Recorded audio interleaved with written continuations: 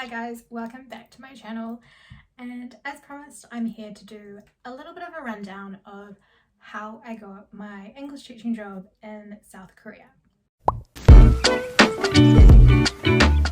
So if you haven't watched my previous video, I am moving to South Korea in about 4 weeks where I will be teaching English. My contract's for a year, but I am very open to extending it for a longer period of time. Pretty much I thought I would make this video for anybody who was interested in teaching in South Korea. To start off, there are 2 main ways that you can go about teaching in Korea. There are more ways, however these are the most popular ways, and the 2 ways that I'm most confident explaining. There is the EPIC program, which is the government-funded English teaching program. They hire native English speakers and you are put into public schools across the entire country. And the second route is the Hagwon route, which is the route I'd ended up taking. It is like a private academy, so it's not necessarily a school. It's kind of like a before and after school tutoring classes, kind of like that.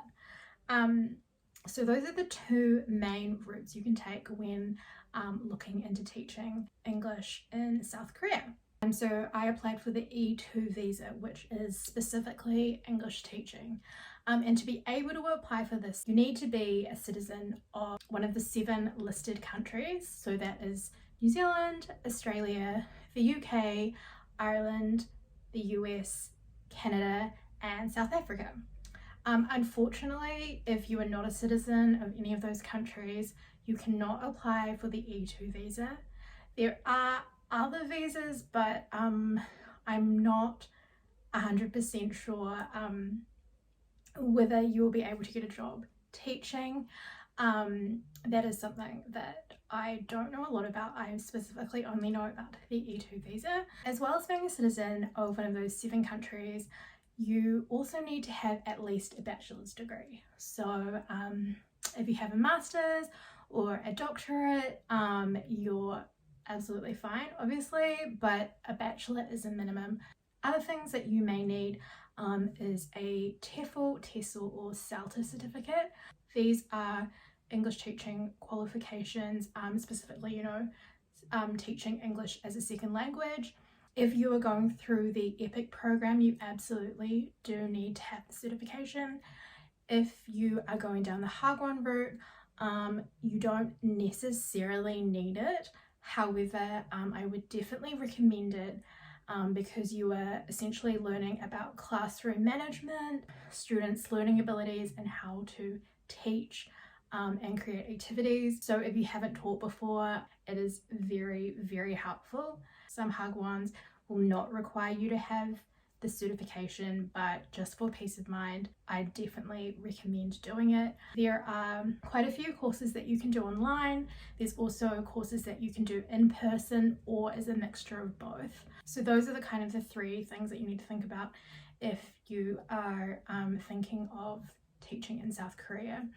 There are a few other documents you'll require, such as a criminal background check, manuscripts, that kind of thing.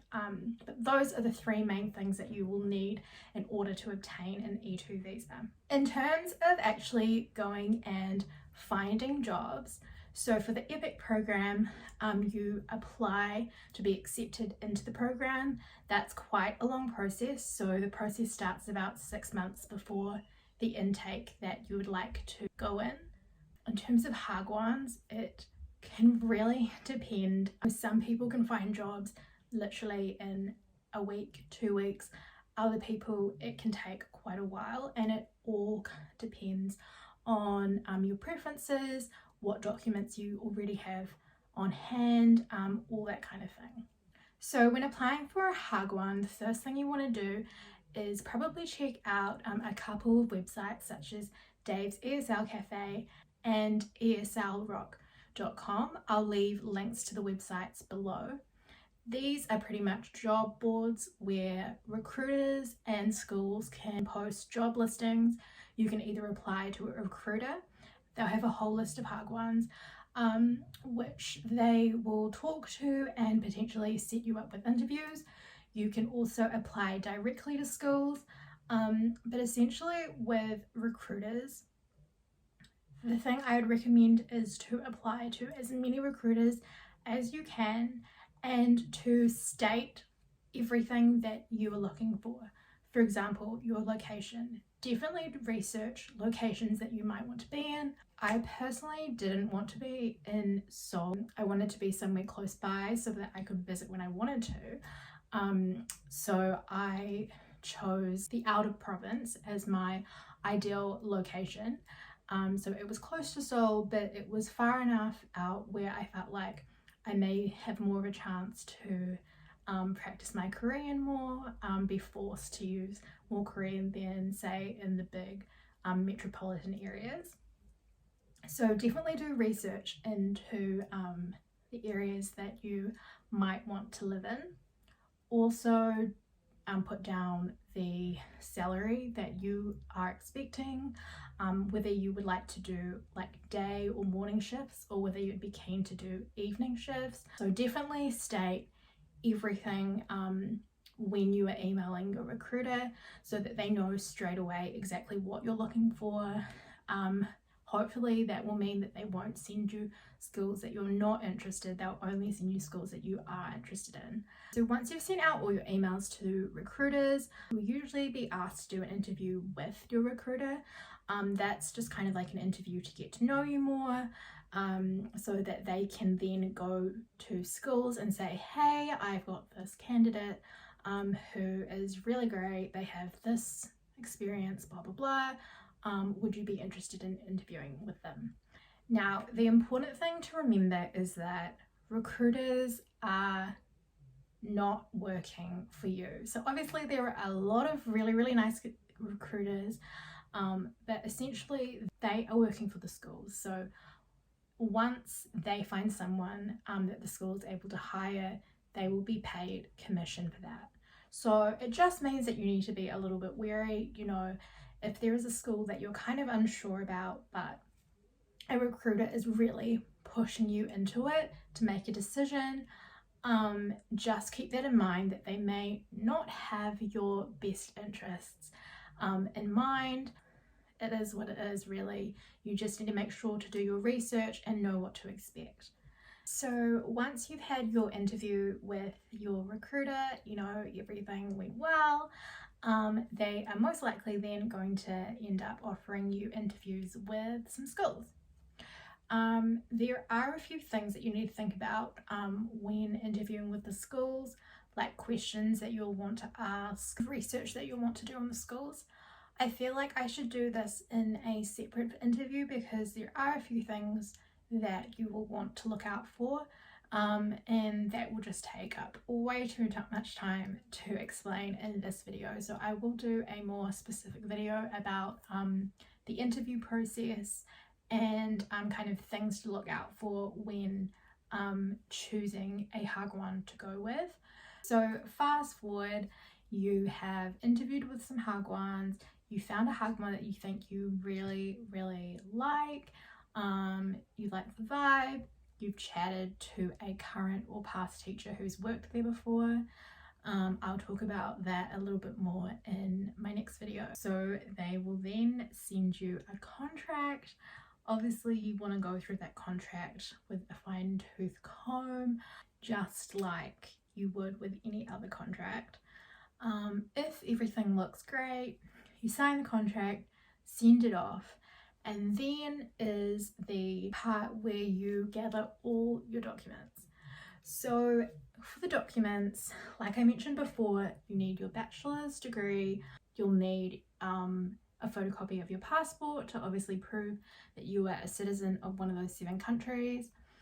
You'll also need a criminal background check, which will need to be apostilled. Your degree will need to be apostilled as well. And then there are a few visa forms and things like that that you'll need to fill out. Put those all together and then you'll send that off to either your recruiter or your Hagwon. In the end, I actually ended up going directly through a Hagwon. So I used recruiters, but I didn't go with any of the schools that I was offered through those recruiters. So I went direct to the school. So I sent all my documents to the school. The director of the school then takes your documents to immigration. After about 2 weeks, you should receive a visa issuance number.